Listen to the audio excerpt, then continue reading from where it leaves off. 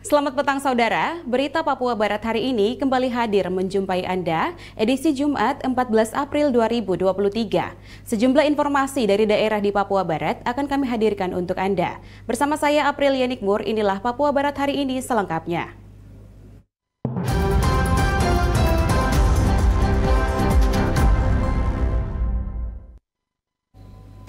Saudara, guna mengatasi inflasi dan menyediakan kebutuhan pokok bagi warga Kota Sorong yang akan merayakan Hari Raya Idul Fitri, Pemda Kota Sorong lewat tim pengendali inflasi daerah bersama Bank Indonesia menyelenggarakan pasar murah sebanyak 1.026 paket sembako di 3 lokasi di Kota Sorong, Papua Barat Daya.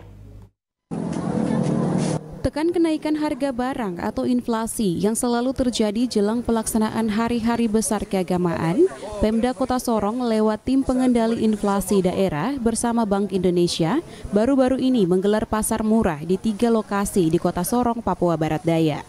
3 lokasi yakni di halaman kantor distrik Sorong Timur di kilometer 12, di halaman Gor Pancasila, di Jalan Jenderal Sudirman, dan di halaman SD Yapis di Kampung Baru. Sebanyak 1.286 paket sembako berupa beras, tepung terigu, gula pasir, minyak goreng dijual di bawah harga pasaran, seperti beras 10 kg dijual dengan harga Rp100.000, tepung terigu 5 kg seharga Rp35.000, gula pasir 5 kg dijual dengan harga Rp50.000, dan minyak goreng 2 liter seharga Rp30.000. Sekali lagi, total paket untuk ketiga titik yaitu 1.280 paket. Ini tentunya tidak terlalu banyak dibanding keinginan masyarakat untuk berpartisipasi untuk langsung mendatangi pasar murah ini, sehingga harapan besar ke depan agar betul-betul ini bisa menjadi perhatian kita semua, khususnya pemerintah daerah. Pada akhir tahun 2022, Kota Sorong berhasil mengendalikan inflasi sampai triwulan ketiga tahun 2022. Inflasi Kota Sorong masih terkendali, yang berartikan Kota Sorong mampu mempertahankan pertumbuhan ekonomi dari dampak COVID-19 selama hampir 3 tahun dan mampu menstabilkan serta menjaga kenaikan harga. Dengan capaian ini, Kota Sorong harus tetap menjaga dan meningkatkan laju pertumbuhan ekonomi dengan tetap menjaga tingkat inflasi daerah. Dari Sorong, Michael Jasman, TVRI Papua Barat melaporkan. Saudara, kita akan kembali setelah jeda azan maghrib berikut ini.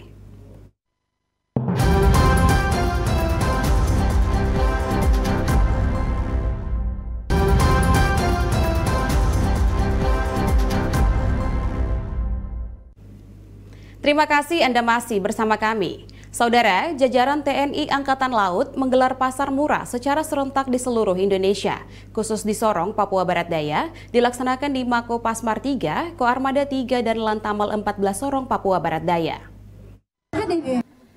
Menjelang Hari Raya Idul Fitri, jajaran TNI Angkatan Laut secara serentak menggelar pasar murah di seluruh Indonesia.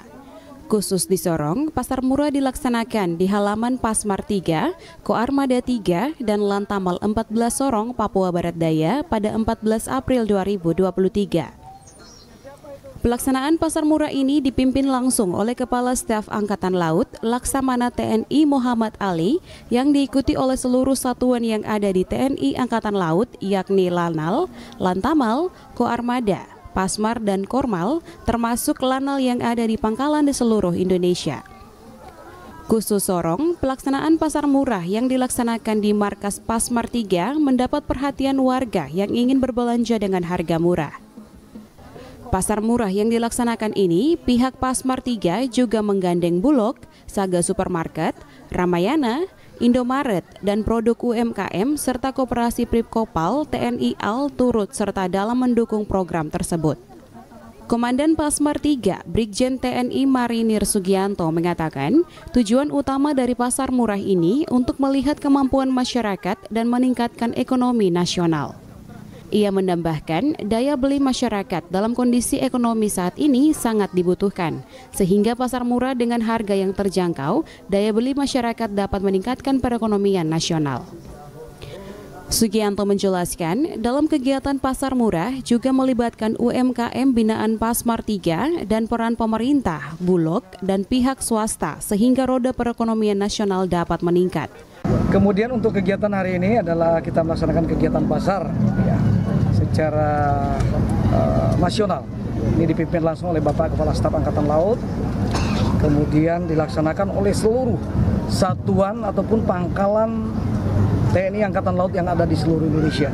Tujuannya adalah ada dua sebenarnya. Yang pertama melihat kemampuan masyarakat tadi, ya, kemampuan masyarakat. Yang kedua adalah untuk meningkatkan ekonomi nasional tentunya.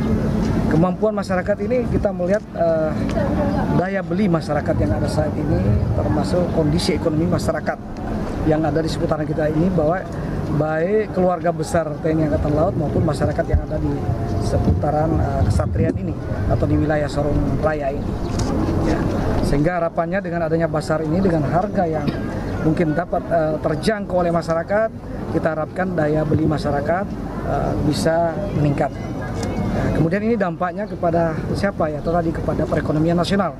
Harapannya dengan adanya harga yang sesuai standar ini, daya beli masyarakat naik, kemudian tingkat ekonomi kita juga akan naik, perekonomian daerah maupun perekonomian secara nasional.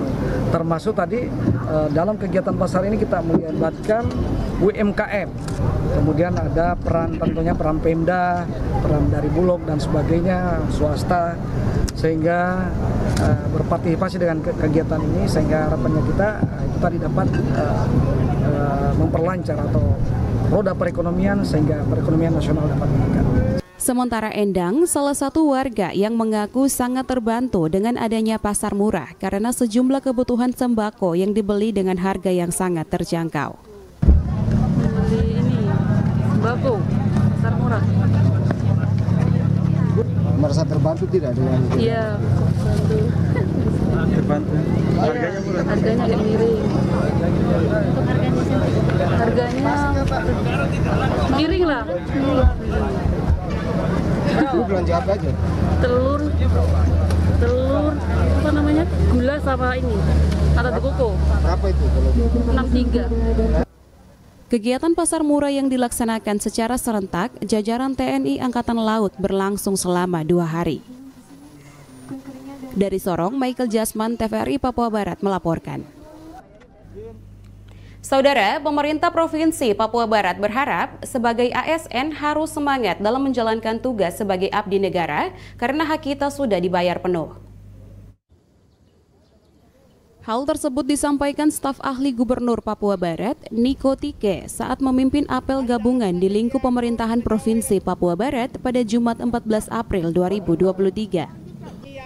Kepada seluruh ASN yang hadir, ia berharap agar bekerja sesuai dengan aturan yang sudah ditetapkan pemerintah, karena sebagai abdi negara diharapkan pelayanan kepada masyarakat harus berjalan maksimal.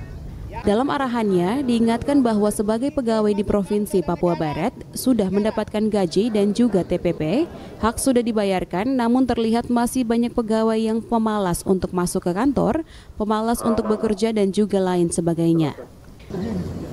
Kita ini sudah pegawai, dapat gaji, dapat TPP lah. Tapi tetap gerakan malas itu ada. Saya berbicara karena saya tetap melaksanakan apa yang ada di sini. Kami kalau di sekretariat mungkin selama kepala biro organisasi sudah tidak ada di sini, dia sudah pindah ke dinas PTSP. Itu sudah kami saja dengan Karo Otsus. Jadi Bapak Ibu kalau kita apel gabungan itu datang cepat. Ditambahkan, bagi pegawai yang rajin, pimpinan OPD harus memberikan penghargaan agar dapat memberikan motivasi dan juga semangat bagi pegawai lainnya. Jadi, kalau Bapak Ibu sekalian ada staf yang ada di dinas atau di biro yang merasa bahwa paling rajin itu kasih dia hadiah. Diharapkan kepada setiap pimpinan di 47 OPD yang ada di Provinsi Papua Barat dapat menciptakan suasana kerja yang baik dengan merangkul semua pegawai yang ada dan juga saling menghargai pimpinan dan juga pegawai dalam OPD tersebut. Jimmy Tabisu, TVRI Papua Barat melaporkan. Saudara, pengembangan Bandara Rendani Manokwari pada sisi darat sampai saat ini belum dapat dilakukan karena lahan milik bandara masih ditempati 349 kepala keluarga. Pengembangan Bandara Rendani Manokwari pada sisi darat hingga kini masih belum dapat terlaksana karena lahan milik bandara masih ditempati oleh 349 kepala keluarga. Lahan yang saat ini ditempati ratusan kepala keluarga akan dikosongkan guna pembangunan berbagai fasilitas pendukung Bandara Rendani Manokwari. Pemerintah Kabupaten Manokwari dalam rapat koordinasi terkait perkembangan pembangunan bandara pada Jumat siang tadi menyampaikan salah satu kendala sehingga pengembangan sisi darat bandara masih belum dapat dilakukan yakni warga yang belum direlokasi karena belum dilakukan pendataan. Dikumpulkan di sini, kita rapat di sini dalam rangka membantu UPBU untuk membebaskan lahan itu dari penguasaan masyarakat, yaitu ada yang berkebun, ada yang tinggal sementara, ada yang tinggal menetap, ada rumah yang bagus, ada rumah yang bagus tapi kecil, ada yang permanen, ada yang semi permanen, ada yang darurat sipil. Lahan dengan luas 134,5 hektar yang masih ditempati warga lebih awal harus dilakukan pendataan oleh tim terpadu yang telah terbentuk beberapa waktu lalu yang terdiri dari pemerintah kabupaten dan pemerintah provinsi Papua Barat. Namun yang menjadi kendala ialah SK yang menjadi dasar bagi tim terpadu yang bekerja sampai siang tadi dilangsungkan rapat belum diterbitkan oleh Biro Hukum Setda Provinsi Papua Barat. Oleh karena itu, diharapkan setelah Idul Fitri, SK tim terpadu telah disiapkan sehingga pendataan warga dapat dilakukan demi pengosongan lahan. Pengosongan lahan demi pengembangan sisi darat bandara tentu akan berdampak sosial kepada masyarakat. Oleh karena itu, PLT Kepala Dinas Sosial Kabupaten Manokwari dalam rapat mengatakan, dalam penanganan dampak sosial dari pengembangan Bandara Rendani, Dinas Sosial tetap mengaku pada Peraturan Presiden Nomor 62 Tahun 2018. Kami mengacu pada Peraturan Presiden Republik Indonesia Nomor 62 Tahun 2018 tentang penanganan dampak sosial kemasyarakatan dalam rangka penyediaan tanah untuk pembangunan nasional. Oleh karenanya, secara garis besar adalah pemerintah daerah Kabupaten Manokwari tentunya menggunakan pedoman ini dalam rangka pelaksanaannya nanti. Rapat koordinasi terkait pengembangan pembangunan Bandara Rendani Manokwari dihadiri Bupati Manokwari Hermus Indo. Bupati berharap SK tim terpadu yang telah dibentuk sejak tahun 2022 segera diterbitkan oleh Biro Hukum Setda Papua Barat agar pengembangan bandara dapat terlaksana. Arina Irianan, TVRI Papua Barat melaporkan. Saudara, pengurus Paguyuban Sosial Marga Tionghoa Indonesia atau PSMTI Kabupaten Manokwari periode 2022-2026 resmi dilantik. Bupati Manokwari Hermus Indo menyebutkan kehadiran PSMTI di Kabupaten Manokwari semakin memperkuat pilar pemerintahan termasuk pilar sosial.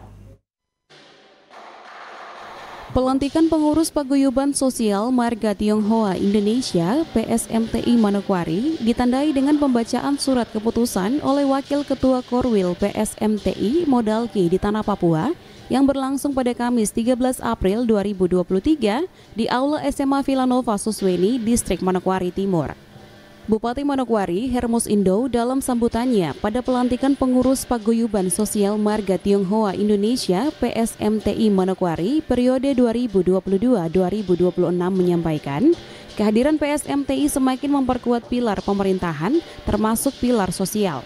Karena di samping pilar kultur yang ada di dalamnya, ini merupakan organisasi yang wajib mengembangkan fungsi sosial kemasyarakatan di Manokwari. PSMTI di Kabupaten Manokwari ini memperkuat pilar penyelenggaraan pemerintahan termasuk pilar sosial. Karena itu di samping sebagai pilar kultur, juga ini adalah organisasi sosial yang wajib mengemban fungsi sosial kemasyarakatannya, di mana organisasi ini tidak hanya hidup bagi dirinya sendiri, tetapi memiliki empati dan juga respek dan sensitivitas yang tinggi terhadap lingkungan di sekitarnya. Ketua Paguyuban Sosial Marga Tionghoa Indonesia PSMTI 2 periode, Alexander Irsyandi mengatakan, PSMTI Manokwari telah berdiri selama 5 tahun.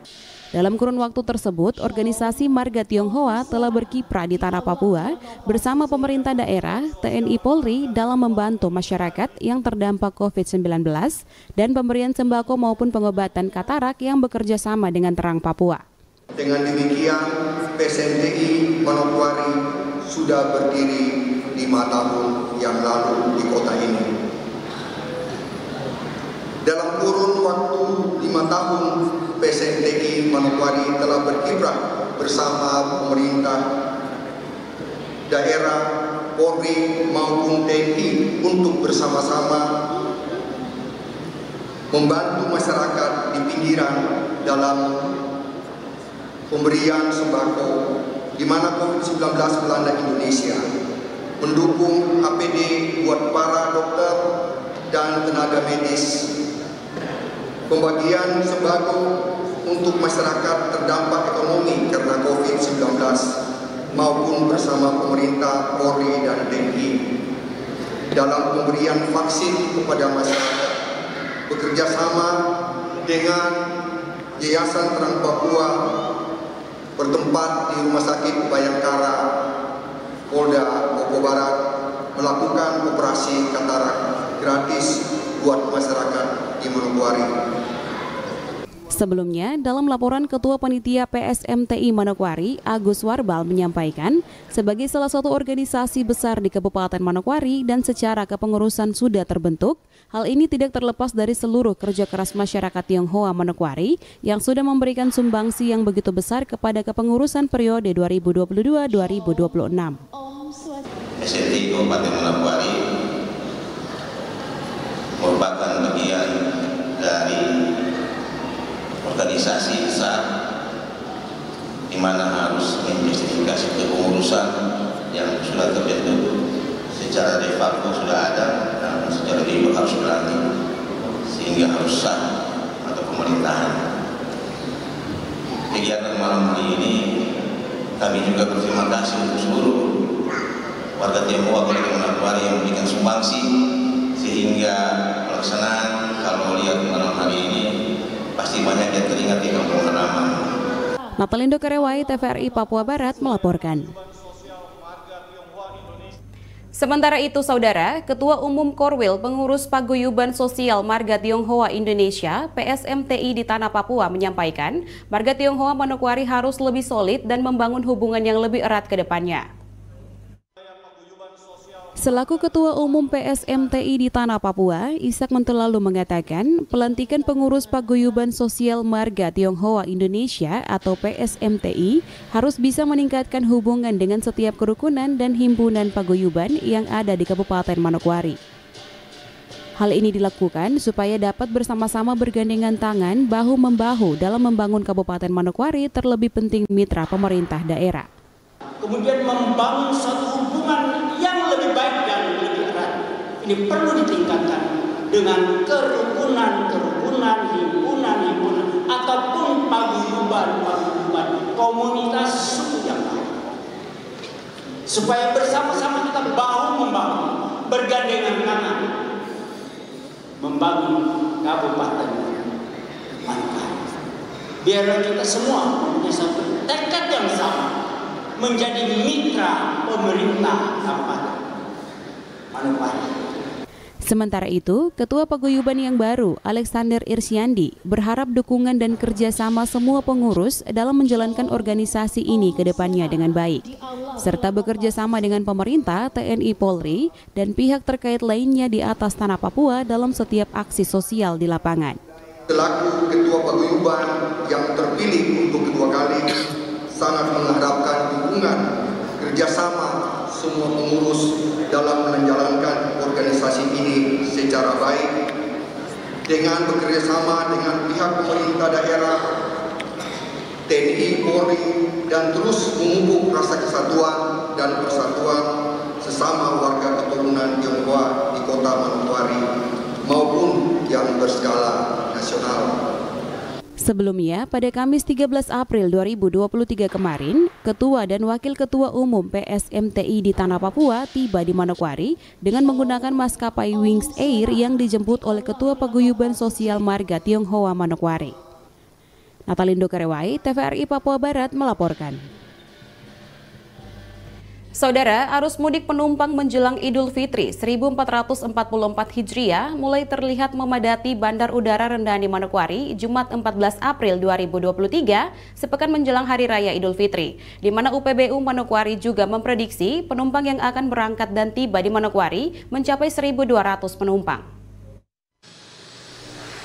Pantauan arus mudik pada Jumat pagi tadi di Bandar Udara Rendani, Manokwari mulai terlihat para pemudik yang rata-rata akan pulang menuju ke daerah Sulawesi dan Jawa sudah mulai memadati Bandara Rendani sejak pukul 08.00 hingga siang tadi.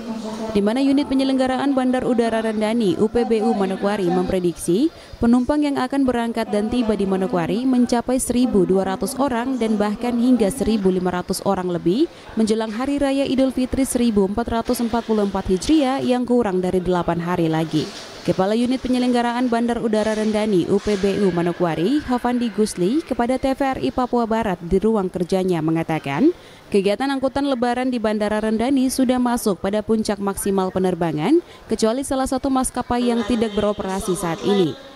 Sehingga hanya ada penerbangan dari maskapai Lion Air, Batik Air, Wings, dan pesawat perintis Susi Air.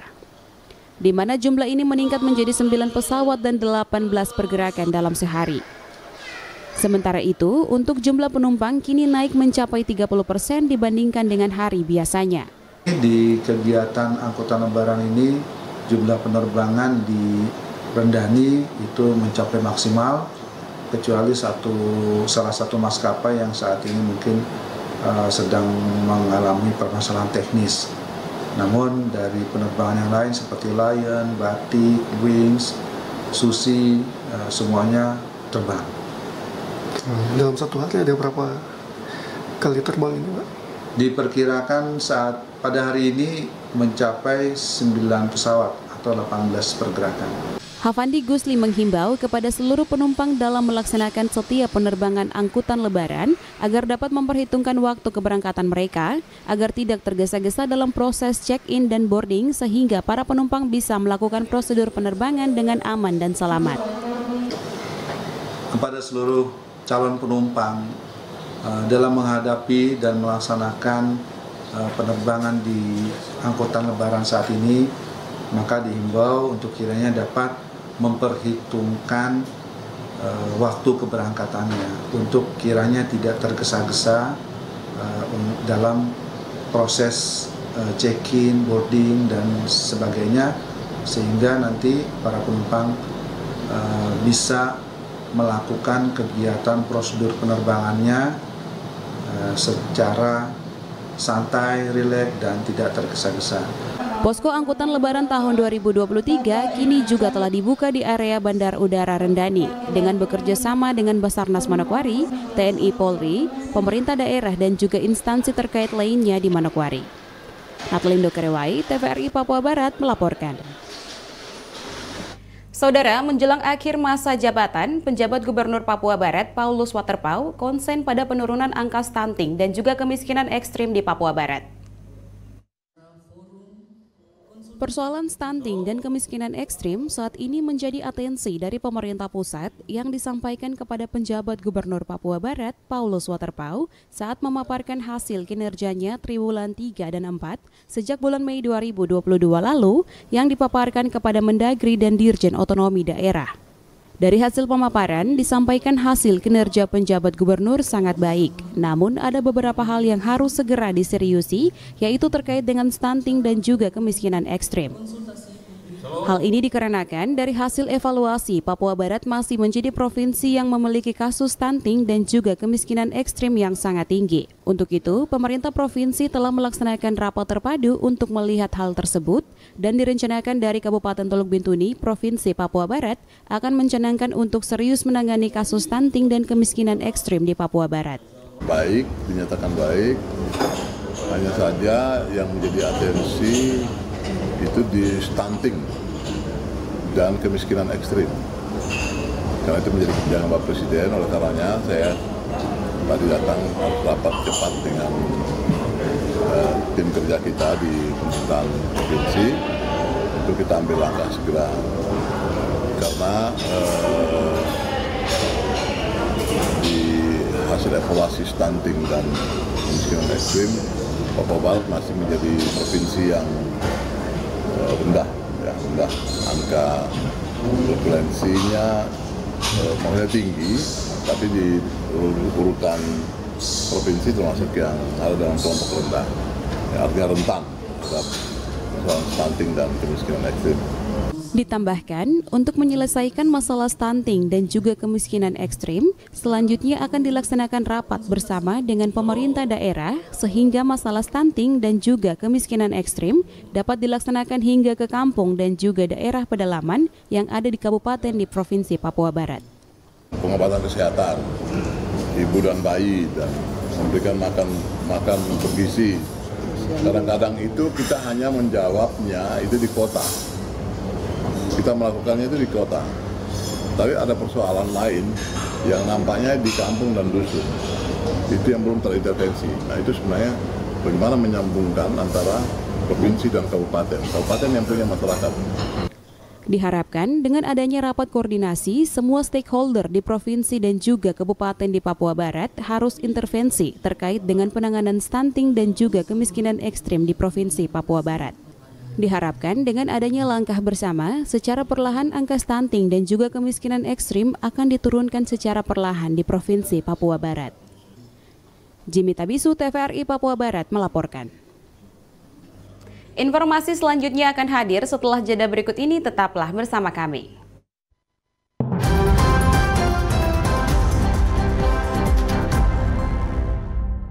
Informasi tadi sekaligus menutup jumpa kita pada Papua Barat hari ini, edisi Jumat 14 April 2023. Mewakili seluruh kerabat kerja yang bertugas, saya Aprilia Nikmur pamit undur diri dari hadapan Anda. Terima kasih atas kebersamaan Anda dan sampai jumpa.